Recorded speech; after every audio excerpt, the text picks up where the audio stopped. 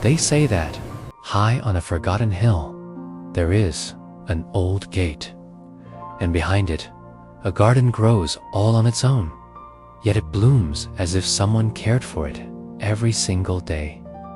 Those who enter, they say, never return the same. But before I tell you how this place changed someone's life forever, let me ask you something.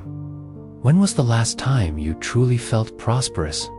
I'm not talking about money or achievements everyone can see, but that quiet, almost electric feeling that life is conspiring in your favor. Do you remember? Maybe it happened in a simple moment, like sipping coffee in the late afternoon, or hearing someone say, "I believe in you." Maybe it's been far too long since you last felt that way. If you want, share it with me in the comments right now. Right? I choose to feel before I see, and keep that phrase as a reminder. It will stay with you through this entire story. And if this is your first time here, take a moment to subscribe to the channel. Not just to receive more stories like this, but because every subscription is like planting another seed in our shared garden of prosperity. And the more seeds we plant, the more abundance we spread. So, settle into where you are. Let the weight fall from your shoulders. Breathe as if you have already arrived where you want to be. And now, let's walk together into that garden. The sun was rising like a great disk of liquid gold, spilling soft bands of light that rolled down the hillside until they touched the first houses of the village, and the air was steeped in a freshness that felt like new leaves after rain, mingled with a sweet perfume of flowers growing freely between the stones of the path. Every step taken upon that ancient road made a deep and measured sound, as if the ground itself wanted to memorize the rhythm of the walk. And there by the sea, the waves came and went with eternal patience, dragging shells, polishing stones, and returning to the shore small fragments of glass that gleamed like emeralds and rubies under the slanted morning light. The protagonist walked without hurry, their feet feeling the gentle warmth of the smooth stones, while, at the same time, the soft breeze from the ocean touched their skin like a fine, almost transparent fabric, carrying with it the salt and stories only the wind knows how to keep.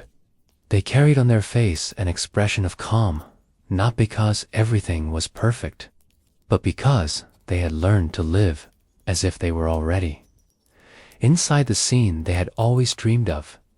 Every breath was taken with a deliberate presence of someone who knew that inhaling the moment was as valuable as any distant goal. The village was not loud, it was alive in a softer way. Roosters crowing far off, fishermen murmuring to each other as they prepared their boats, nets laid out like old lace drying in the sun. The smell of bread baking in clay ovens drifting through narrow streets, and in each windowsill a pot of herbs releasing their green aroma into the gentle air. The houses had terracotta roofs weathered into shades of burnt orange and deep brown, the walls painted in muted tones of blue cream and soft yellow that caught the morning light like fabric catching a breeze. Cats wandered lazily across stone walls, pausing to close their eyes in the warmth, and children's laughter occasionally fluttered past, like a bird darting from one tree to another. The protagonist stepped forward with the ease of someone who no longer counted the distance to their dreams because they had learned to feel those dreams beneath their feet, in the texture of the path, in the way the horizon curved ahead, like an open hand. They greeted a shopkeeper sweeping the front of a small store that smelled faintly of citrus and cedarwood. And the shopkeeper smiled in that effortless way that people smile when they have no need to rush anywhere. The sea, visible between the houses, shone in layers of turquoise and silver. Its surface dotted with the shadows of seagulls gliding in slow arcs. And somewhere in the distance, a bell rang, not sharp, but mellow and round, as though inviting the morning itself to come closer with each step. The protagonist could feel how every detail was a confirmation of abundance, not an abundance, measured by numbers, but by textures, scents, moments, and the quiet assurance that life was unfolding exactly as it should. A fisherman passed by, carrying a basket heavy with the morning's catch, and the scent of the sea rose from it like a whisper of where it had been. A narrow alley revealed a cluster of market stalls just beginning to open. The vendors arranging baskets of figs so ripe their skins seemed ready to split, jars of honey catching the light in amber glows, loaves of bread dusted with flour as if touched by the hands of early dawn itself. A woman at one stall arranged bunches of lavender and rosemary, their fragrance mingling with the salt air in a harmony so perfect it felt composed rather than accidental. The protagonist paused at the edge of the square, feeling the sun warm their face while the cool breeze touched the back of their neck, and in that contrast they recognized a truth they had always believed, that prosperity is balance, not excess, that joy is not in chasing, but in allowing. They noticed how the shadows of the stalls stretched slowly, as though they too had nowhere to be but here, and every detail, from the crunch of a pebble underfoot to the glint of light on a jar, seemed to carry the same message. You are already living inside the fortune you seek. You only need to notice it. They moved on, drawn by the sound of a small fountain hidden behind a row of olive trees, its water catching sunlight in bright, fleeting diamonds before falling into a basin of smooth stone. The scent of olives was rich and grounding, like a memory of meals shared without haste, and the rustle of the silver-green leaves above felt like applause for simply being present. Further along the path, they passed the baker setting fresh pastries on a tray, the air thick with the scent of cinnamon and warm butter. And the baker, without a word, handed them a small, golden croissant, the kind that flaked at the slightest touch, and they took it not as a transaction, but as a gift from the day itself. The sound of the sea grew louder as the path widened and opened to a promenade lined with benches worn smooth by years of sun and wind. The horizon stretched endlessly, and gulls hovered effortlessly above, their white wings luminous against the deep blue.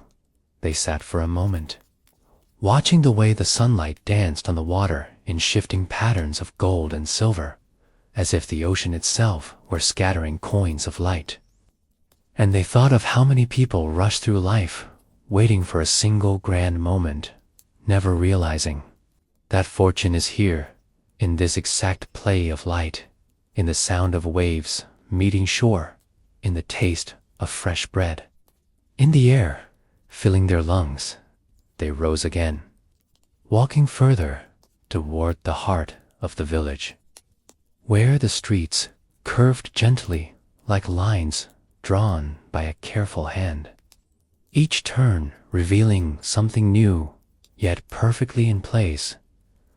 A doorway framed in bougainvillea spilling magenta petals like soft confetti, a balcony draped in linen that swayed with the breath of the sea, a cat stretched out in the shade, eyes half closed as if holding a secret too pleasant to share.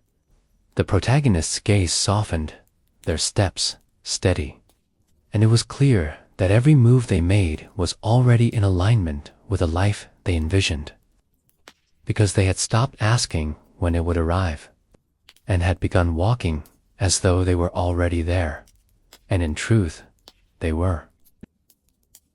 The path narrowed until the village sounds became a hush behind the olive trees, and there, half veiled by climbing ivy and a tangle of wild jasmine, stood the iron gate, its bars dark with age, entraced by delicate curls that looked like vines, frozen in mid-growth, a design so intricate it seemed drawn by the patient hand of time itself. The protagonist paused a few steps away, noticing how the air changed even before they touched the metal, as if the space on both sides of the threshold were tuned to different notes of the same song. The sea still breathed steadily somewhere nearby, but here its voice was softer, woven with a small music of insects in the grass and the faintest chime of something unseen moving with the breeze. The scent of jasmine rose like a promise, sweet but not heavy, and beneath it came an earth smell, cool and mineral, as if the ground had just remembered a secret and was exhaling in relief. They reached out and placed a hand on the gate and felt the temperature of old iron. Not cold, not warm, simply honest. A weight that had known sun and rain and the patient leaning of seasons.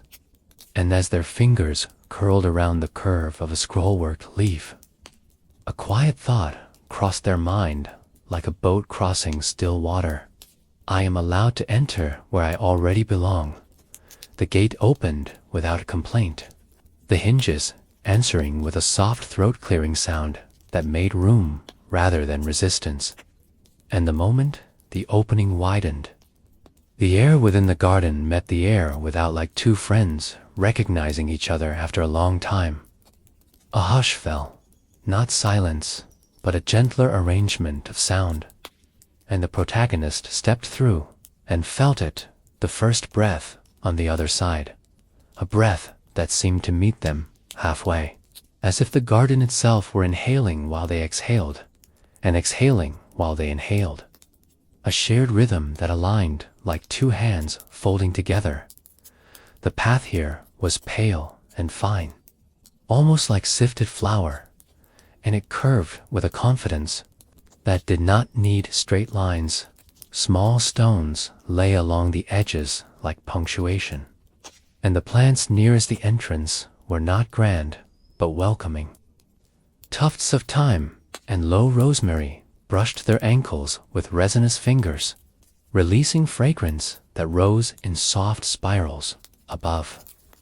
A canopy of leaves filtered the sun into coins of light that drifted slowly downward and disappeared on the skin.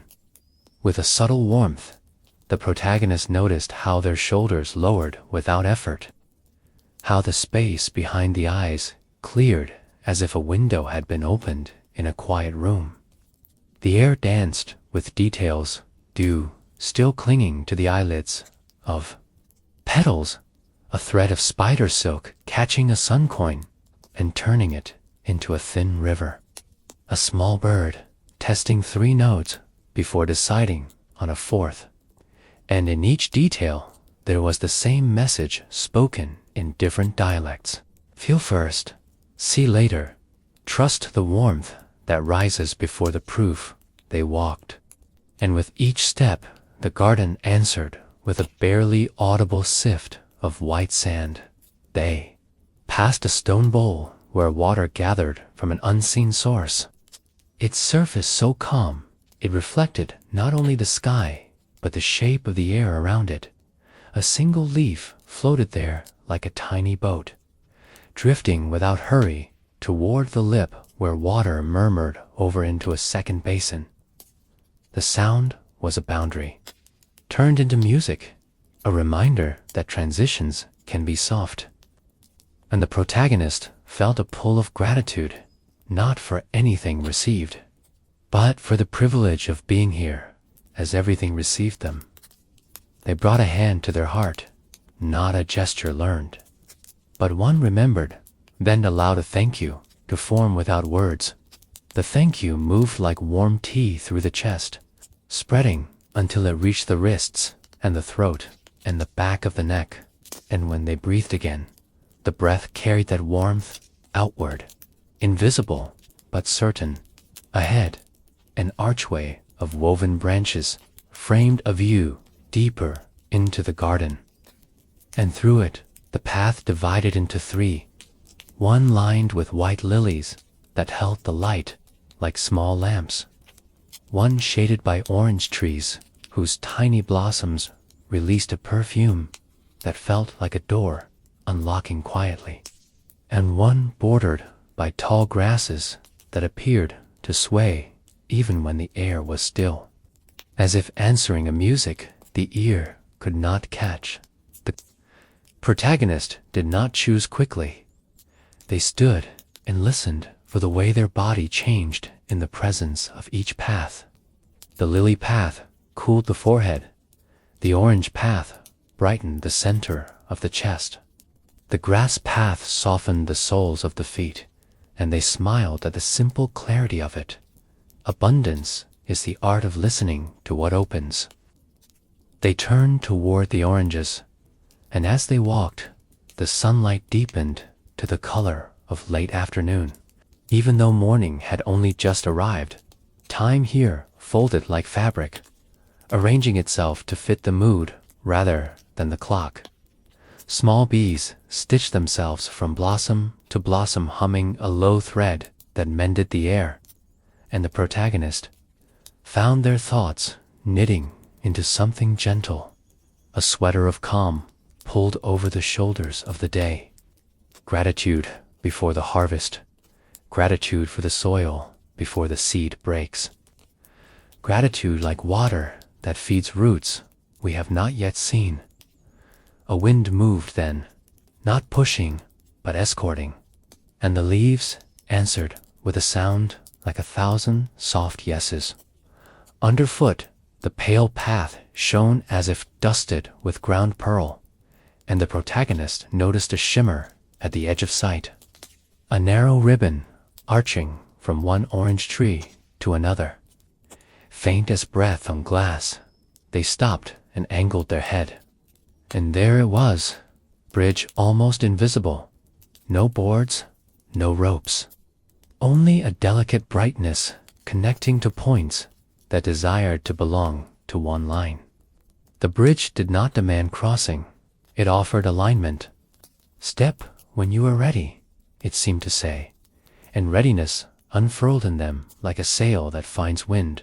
They stepped forward and felt no drop, only a rounding of space, a cradle of air holding the footfall until it became the next step beneath.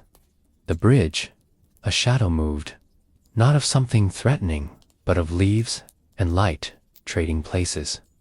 The garden's quiet choreography. And the protagonist realized that this was gratitude made structure. A way to pass from expectation into experience without losing the softness in between. When they reached the other side, a cluster of low stone pillars appeared, each topped with a shallow dish filled not with water but with tiny golden seeds. The seeds did not glint like metal. They glowed like embers thinking about fire. Beside the first dish, a small plaque had been worn by time, but its message remained: offer a feeling and the garden will match it. The protagonist closed their eyes and offered a feeling, not grasping, not bargaining, only letting the warmth that had moved from heart to wrist to throat gather itself like a bird ready to alight. A memory rose their feet on the morning stones of the village, the gift of a croissant from hands busy with kindness, the fountain diamonds leaping and falling, the horizon open like an invitation. They let that memory distill into a single note. "Thank you," the air answered, not with words, but with a soft lifting. And one of the seeds brightened, as if a small dawn had happened inside it. They did not touch it. They did not need to. The brightening was not a prize. It was a mirror. And they felt a subtle rearranging within, as if shelves long empty had been dusted and made ready for books that were already on their way. A bell sounded far off, perhaps the same bell from the village. Now smoothed by distant sand, the protagonist understood that the gate had not led into a different world, but into a finer focus of the same world, a tuning that made the music already present easier to hear. They walked on and found an iron bench whose curves echoed the gate's design. The metal was warm from filtered sun, and when they sat, a breeze moved slowly across their face like the hand of someone who knows how to soothe. In that ease, a realization unfolded with the dignity of a sunrise. Alignment is not forcing the river to run faster. It is arranging yourself so that the river's current naturally carries you. They inhaled and pictured the breath as a small boat entering the current. They exhaled and felt the boat glide, and it was enough. Nearby, a narrow rill of water wandered beside the path, its bed lined with small stones that had been polished to a soft sheen by time's patient hands. Light pooled in the shallower places and ran in quick streaks in the deeper ones, and from certain angles the moving light looked like a string of coins drifting downstream. Not the coins of hunger and counting, but coins minted from light itself, currency that measured presence rather than price. The protagonists watched them for a long moment and understood, without rush, that the garden taught by showing. And what it showed first was how gratitude turns light into something we can carry. Further in, 2 cypress trees formed another subtle threshold, and beyond them the air felt cooler, the kind of cool that clears and readies rather than chills. A cluster of white benches sat in a semicircle around a low stone table where someone or something had ranged citrus peels in a spiral, their color the precise gold of morning promises. The spiral drew the eye inward, and at its center lay a single pebble no larger than a thumbnail. Perfectly ordinary, perfectly placed. The protagonists smiled because they felt the nudge of a familiar lesson. Abundance is the art of placing the simple at the center. Let the rest organize itself around what is already enough. They stood again, and the bench made the softest scrape sound like consent, and when they turned, they saw the iron gate far behind, framed by its ivy. And in that moment, it struck them that the gate had never been a barrier, but a mirror that asked only one question: do you remember who you are when you breathe with the world? They answered by breathing, and the path answered by widening overhead. Leaves parted to reveal a piece of sky in the tender color between blue and pearl, and a bird crossed that window with unhurried wings. A small punctuation of freedom at the end of a long sentence. Wind carried the scent of orange blossom again, but now it held something brighter, like sunlight, grated fine and mixed into the perfume. And they recognized it as anticipation without impatience, the rare flavor of wanting that has already become welcome. The protagonist placed a hand again over their heart, feeling how steady the rhythm had become, how the drum inside the chest kept time with a music bigger than the body. And in that steadying, they offered another silent thank you, this one shaped like permission. I allow the good that is already mine to find me in ways that feel natural. The garden accepted the offering, and somewhere, unseen, a small bell chimed in agreement. They moved onward, and though nothing grand appeared, no trumpets of miracle, no sudden blaze of vision, everything seemed to lean closer and become itself more fully. The time greener, the shade cooler, the light coins more generous, as if the whole place had been waiting for the exact note of their breath to tune itself. Around, the first breath beyond the gate had been a greeting, and now breaths 2 and 3 and 10 were a conversation, a braided exchange of presence where giving and receiving were the same motion, a bridge of air. The protagonist paused once more, not because they were uncertain, but because certainty felt so unexpectedly gentle, and in that gentleness they understood this. Crossing the threshold did not change who they were. It revealed the part of them that had always been aligned, the part that walks as if the wish is already a memory.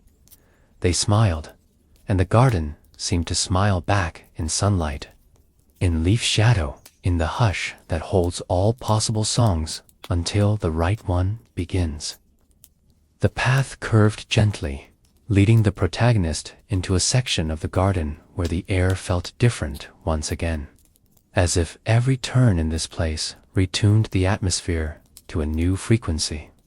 And here, that frequency was soft and fragrant, wrapped in layers of scent that were not meant to overwhelm but to invite exploration.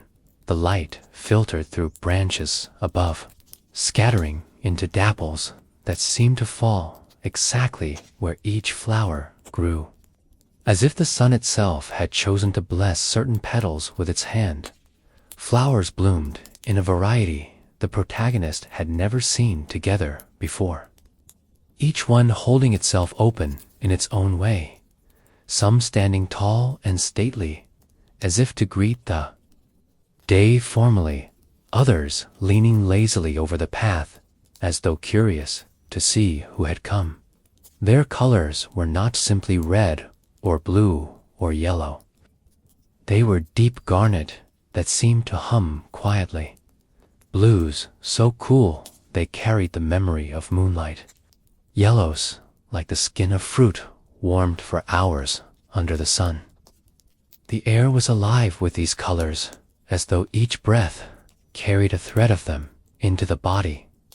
And the protagonist noticed how with every inhale there was a subtle shift, the chest not just filling with air, but with a sense of expansion, as if something inside had more room now. Some flowers seemed to release their scent in short, careful bursts when approached.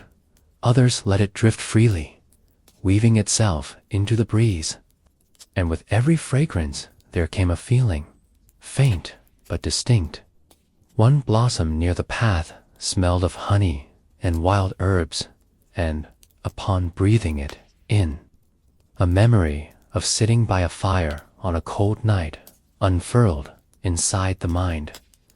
Another released a sharper, green perfume, and suddenly the image of walking confidently into a new space appeared. Each flower was a keeper of a sensation, and the protagonist began to understand why the garden felt alive. It was not only alive in the sense of growing, it was alive in the sense of knowing. Each bloom seemed to know exactly which part of a person's heart to speak to. They walked slowly now, more slowly than before, not because of fatigue, but because they realized that haste here would be like rushing through a conversation with a wise friend. Their fingertips brushed the edge of a wide petal, the color of soft coral, and the texture was like silk woven with whispers. The scent rose instantly, carrying with it the sensation of being completely at home, no matter where one stood. It was not about the house. It was about the feeling that the ground beneath you welcomed you a little further. They knelt beside a cluster of small star-shaped blossoms whose centers glowed faintly, and when they bent closer to breathe them in, a rush of gratitude come not for any single event, but for the simple ability to feel gratitude at all. And the protagonist realized this was the kind of wealth most people forget to count. Here, wealth was not an accumulation, but an activation. A waking up of senses to the point where even the smallest detail could be worth treasuring. They passed beneath an arch of flowering vines where pale pink blooms swayed gently, releasing a perfume so light it could barely be caught. And in that moment, they thought of how some blessings are like that too. Arriving so quietly, you might miss them, unless you pause and breathe with attention. They noticed a bee lingering longer on one blossom than on the others, and something about that stillness struck them. Abundance does not always mean constant movement. Sometimes it is the willingness to remain where everything you need is already present. The path here was softer underfoot, lined with petals that had fallen and now formed a tapestry more beautiful than any woven by hand. Each step pressed lightly into this carpet, and the petals gave no sign of protest, only releasing more of their fragrance upward, as if happy to give, even after letting go of the stem. The protagonist reached a small clearing where a single bush stood at the center, its blossoms a deep violet that seemed to draw light inward, rather than reflect it. Curious, they approached, and with each step, the air thickened slightly. Not in a way that made breathing difficult, but in a way that made every breath matter more. The scent of these flowers was unlike any other in the garden. It shifted as it was inhaled, beginning with something warm and almost spiced, then melting into something cool and clean, and finally resting in a sweetness that lingered, as though the flower wished to stay within the breath long after it was taken. When they reached out to touch a petal, a sudden image filled their mind, a vision of coins made of light falling into their open hands. Not heavy, not counted, simply given us naturally as rain falls. And the warmth that came with this vision was not excitement, but deep peace. The kind of peace that comes from knowing you will always have what you need. The violet petals seemed to hum faintly in the breeze, and though no words were spoken, the message was clear. Prosperity begins in the unseen, in the scent you cannot hold, in the vision that has not yet taken shape, in the trust that you will meet what you have already welcomed in your heart. The protagonist lingered there, allowing this teaching to sink not into the mind, but into the body, until they felt it resting somewhere beneath the ribs, quiet and certain. When they finally stepped back, they noticed that the garden here felt slightly warmer now, as if the flowers themselves had opened more fully in response to being seen.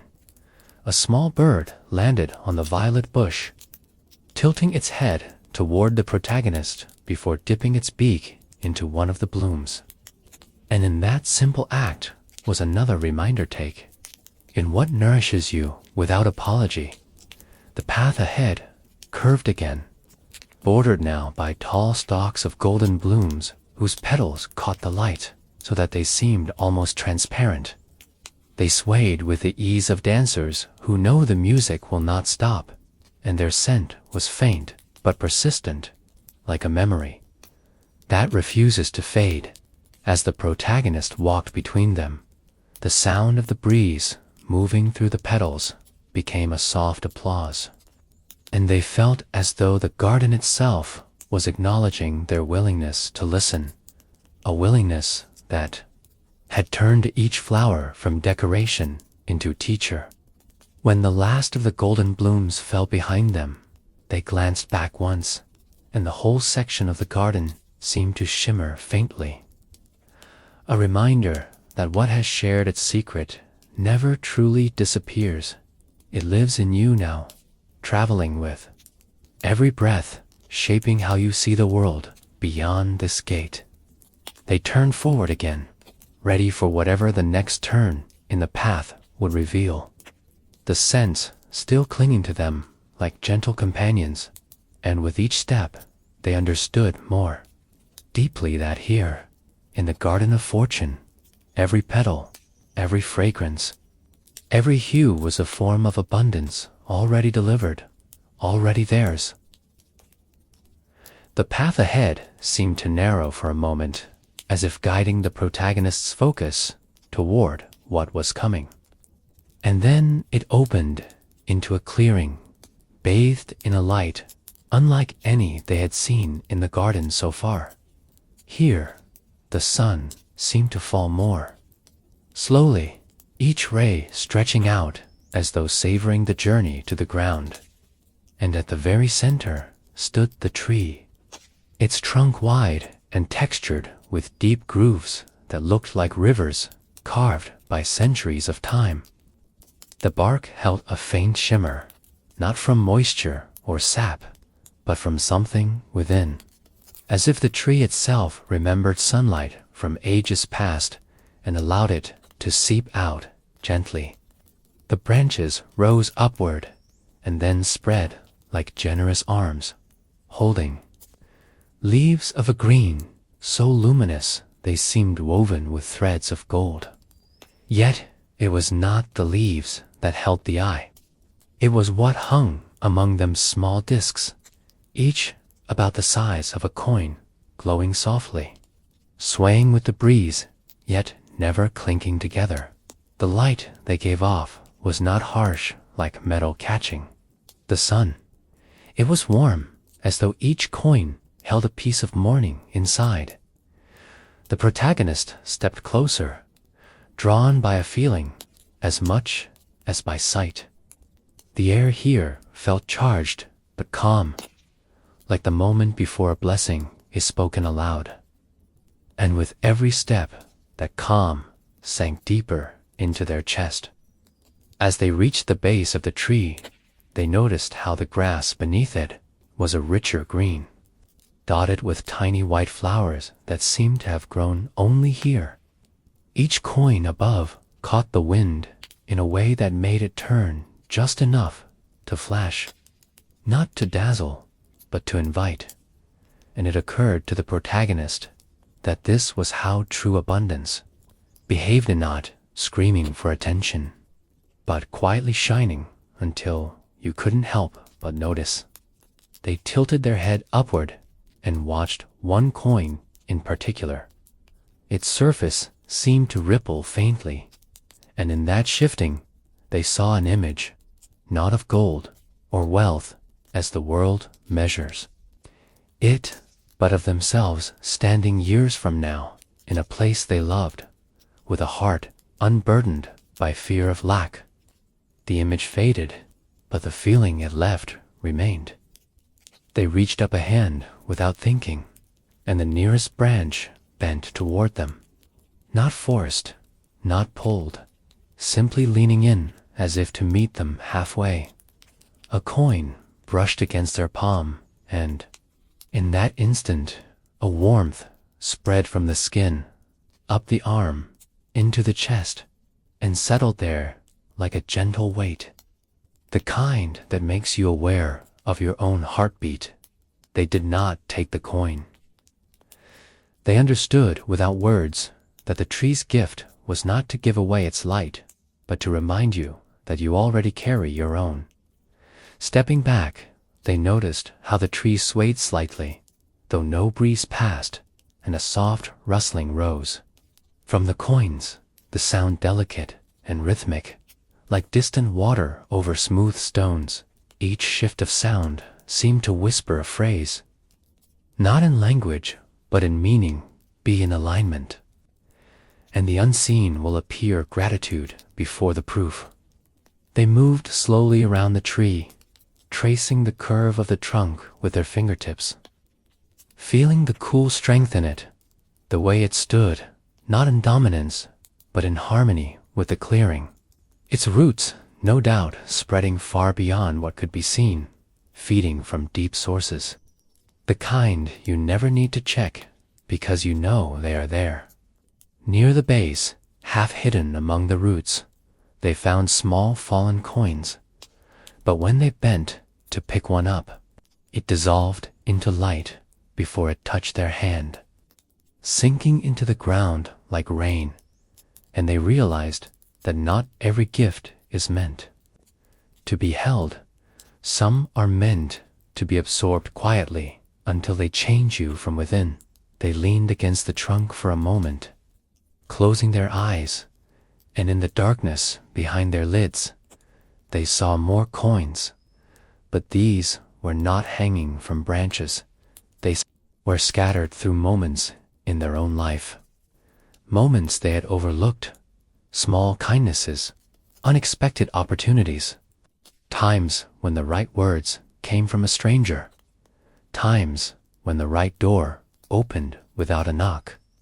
And they felt the truth of it, that the tree of light coins was not a singular wonder, but a mirror of all the abundance that had already arrived quietly. The coins above them stirred again, and one fell, not fast, but drifting like a leaf, landing softly in the grass. This time, the protagonist did not reach for it. They simply watched as it sank into the earth, its glow fading until the ground looked as it had before, yet somehow richer.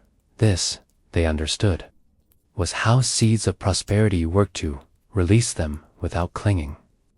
And they grow where they are meant to, whether or not you witness their blooming. After a while, they stepped back into the center of the clearing to take in the full view. The coins shimmering like slow-moving constellations, the leaves whispering their gold-threaded green into the air, and the trunk holding the memory of all seasons without complaint. The protagonist bowed their heads slightly, not out of ritual, but out of respect, and silently thanked the tree for what it had shown. They turned back toward the path, but for a moment the tree seemed to lean in their direction, as though nodding in return. The coins swayed gently, releasing one last wash of golden light over the clearing, and as the protagonist stepped into it, they felt as though they were carrying not just the glow, but the calm certainty it represented, the certainty that their own branches already bore fruit, even if not yet seen, and that to live as if they could feel them now was to let them grow without obstruction. The path curved onward, and the sound of the coins faded into the deeper hush of the garden, but the rhythm of their sway remained. Somewhere in the body, a quiet metronome keeping time with a truth they would not forget. The path from the clearing narrowed once more, its edges soft with moss, leading the protagonist into a stretch where the ground began to pale until it was no longer earth or stone, but fine white sand, the kind that holds a whisper of warmth, even in the shade. Each step sank just slightly, enough to leave a faint imprint before the next grain shifted to cover it again, as if the garden preferred to keep the memory of your passing hidden for itself. The light here was different, softened by a canopy of high, thin branches that filtered the sun into scattered silver streams. These beams touched the sand in patterns like lace, delicate and ever-changing with the movement of the leaves above. The air smelt faintly of salt, though the sea was nowhere in sight, and there was a deeper hum here, not from insects or wind, but from something beneath the ground, a slow vibration that seemed to say, "You are walking toward something that has been waiting for you." The path curved gently, and the sound of water began to thread itself into the silence. Not the crash of waves, but the steady murmur of a river that knows its own rhythm.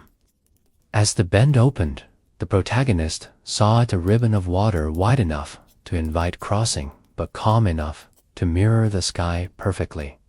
Yet, this was no ordinary reflection, for where sunlight touched its surface, the water burned gold.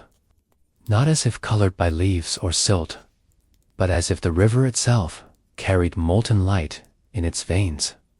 It moved slowly, every current deliberate, so that the gleam had time to pool in places before sliding on.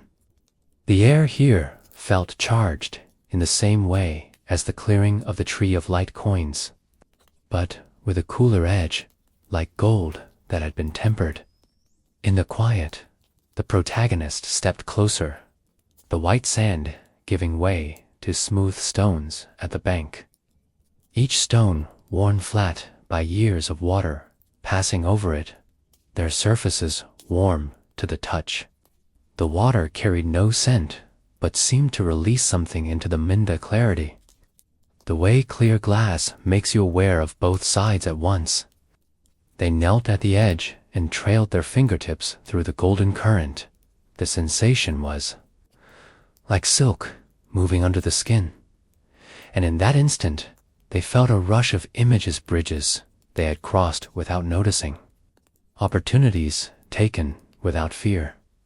Moments where the right choice had felt like instinct rather than calculation. Each shimmer on the river's surface seemed to match one of those memories, like the current was weaving them together into a single golden thread.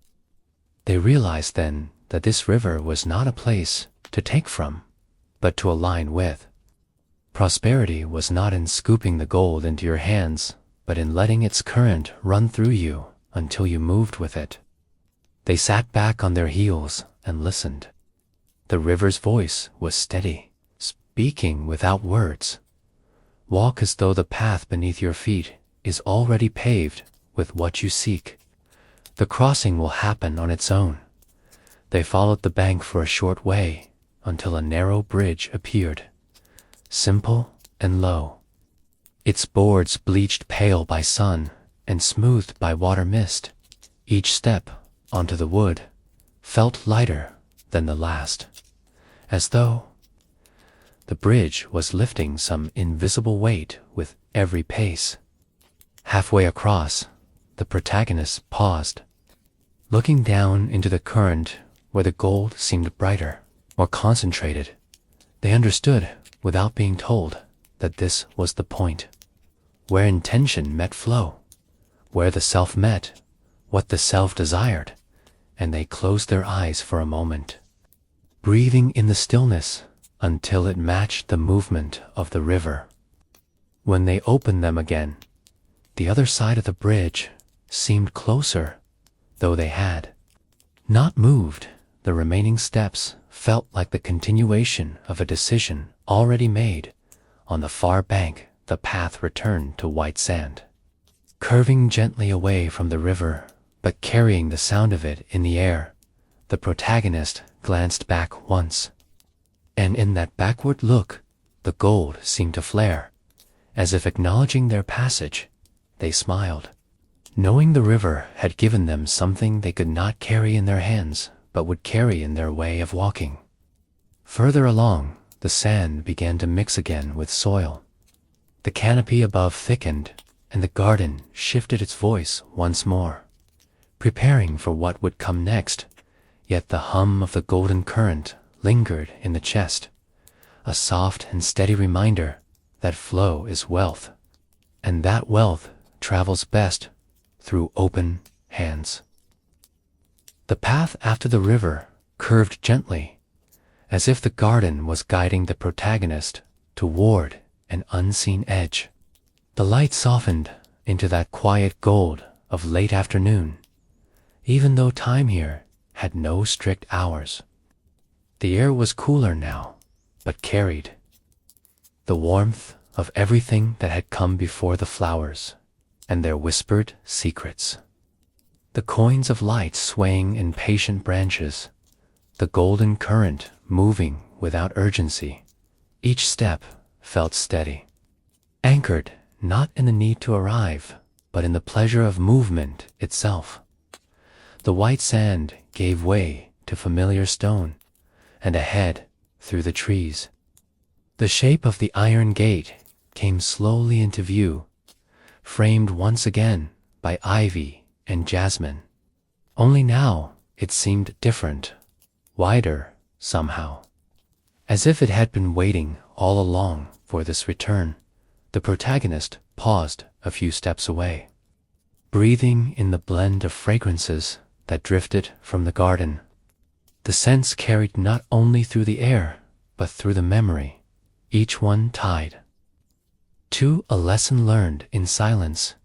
They turned once to look back and saw how the path behind shimmered faintly in the low light. The kind of shimmer you might mistake for dust or dew if you weren't looking closely. But they knew it was more than that. It was the trace of alignment, the quiet mark left when you move through a place in harmony with it. Stepping to the gate, they let one hand rest on its cool iron. The design felt familiar. But now it was no longer just a threshold. It was a reflection. The same curves and scrolls they had touched before now seemed to hold the shapes of leaves, coins, petals, and ripples, all woven together into one pattern. They stepped through, and the air shifted once again, blending the soft hum of the garden with the more distant sounds of the village, faint voices, the distant call of gulls, the steady breathing of the sea. The protagonist felt no sense of leaving, only of carrying. Each place they had walked within the garden was still here, in the rhythm of their steps, in the calm weight in their chest, in the way their eyes softened at the sight of light falling on simple things. They walked back toward the square with its market stalls and stone fountain, now alive with the quiet certainty that they had not only seen beauty, but absorbed it. And as they passed the baker's shop, the same warm scent of bread drifted out to meet them. Only this time, it felt like more than a smell. It was an invitation, a reminder that abundance often arrives in the familiar when we have learned how to see it. They continued past the fountain, past the narrow streets, spilling into wider views of the ocean, and each sound, each color, each breath felt full, as though the day itself was leaning closer to speak. And if it could, perhaps it would say, "You have been carrying the garden within you far longer than you knew. Now you simply remember."